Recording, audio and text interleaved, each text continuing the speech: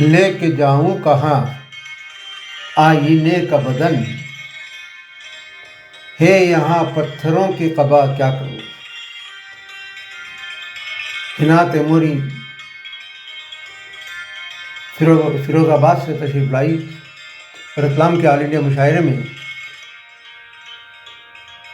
सामाईन को अपनी सुरीली आवाज़ से मुतासिर किया। आज हम पेश कर रहे हैं इसी मुशायरे में पढ़ा गया उनका यह मकबूल गीत, मुलाहिज़ा फरमाइए। उनके हाथों पे रचना पड़ा क्या करूं, उनके हाथों पे रचना पड़ा क्या करूं। मैं तो औरत थी वो भी ही ना क्या करूं, मैं तो औरत थी वो भी ही ना क्या करूं। उनके हाथों पे रचना पड़ा क्या करूं।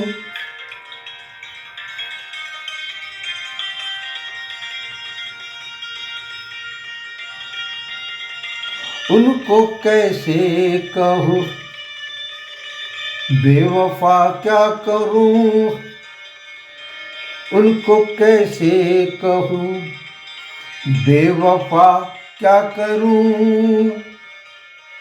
उसमें मेरी भी है कुछ खता क्या करूं, उसमें मेरी भी है कुछ खता क्या करूं। उनके हाथों पे रचना पड़ा क्या करूं। मैं तो औरत थी वो भी ही ना क्या करूं।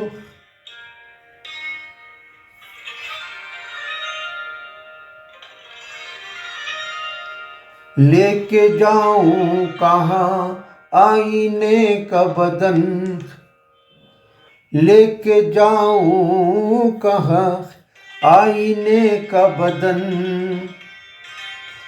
है यहाँ पत्थरों की कबा क्या करूं, है यहाँ पत्थरों की कबा क्या करूं। उनके हाथों पे रचना पड़ा क्या करूं। मैं तो औरत थी वो भी ही ना क्या करूं।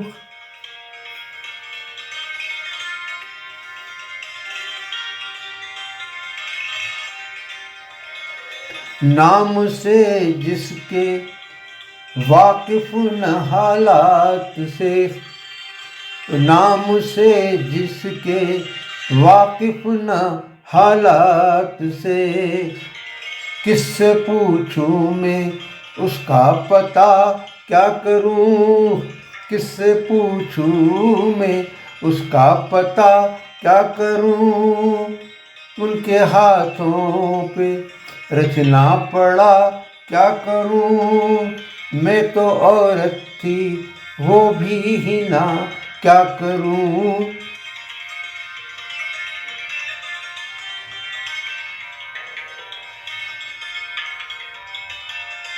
अपने बारे में जब कुछ न सोचा गया, अपने बारे में जब कुछ न सोचा गया। उनके बारे में मैं फैसला क्या करूं, उनके बारे में मैं फैसला क्या करूं। उनके हाथों पे रचना पड़ा क्या करूं। मैं तो औरत थी वो भी ही ना क्या करूं।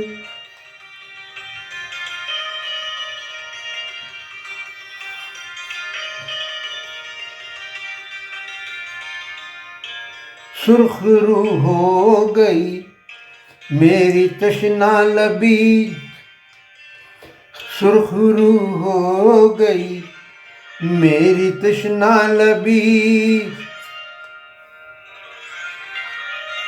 दे दिया उसने रंगे ही ना क्या करूं, दे दिया उसने रंगे ही ना क्या करूं, उनके हाथों पे रचना पड़ा क्या करूं, मैं तो औरत थी वो भी ही ना क्या करूं।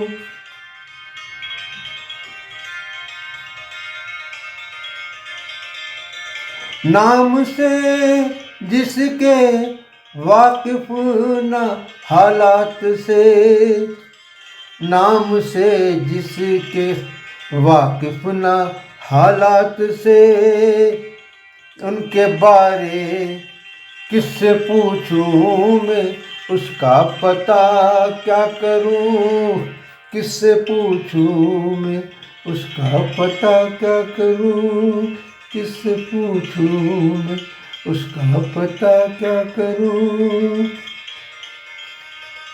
ये था हिना तिमोरी फिरोजाबादी का कलाम। आप सुन रहे थे पंडित मुस्तफ़ा आरिफ की आवाज़ में। उम्मीद है कि हमारी पेशकश आपको अच्छी लगी होगी। सामाईन से गुजारिश है कि हमारा प्रोग्राम सरज़मीन मुशायरा रतलाम 1950 से 1980 तक मुसलसल सुनने के लिए हमारे YouTube चैनल पंडित मुस्तफ़ा आरिफ सब्सक्राइब करें, लाइक करें और कमेंट करें। अपने ख़यालात से हमें, अपने एक्सपीरियंस से हमें तवज्जो करें, जिससे कि हम हमारे इस प्रोग्राम में और ज़्यादा से ज़्यादा सुधार कर सकें और आपकी फरमाइशों को शामिल कर सकें। और हाँ, बेल आइकन यानी घंटी का निशान दबाना ना भूलें, जिससे कि रोज़ाना आपको इस प्रोग्राम की सूचना दी जा सके।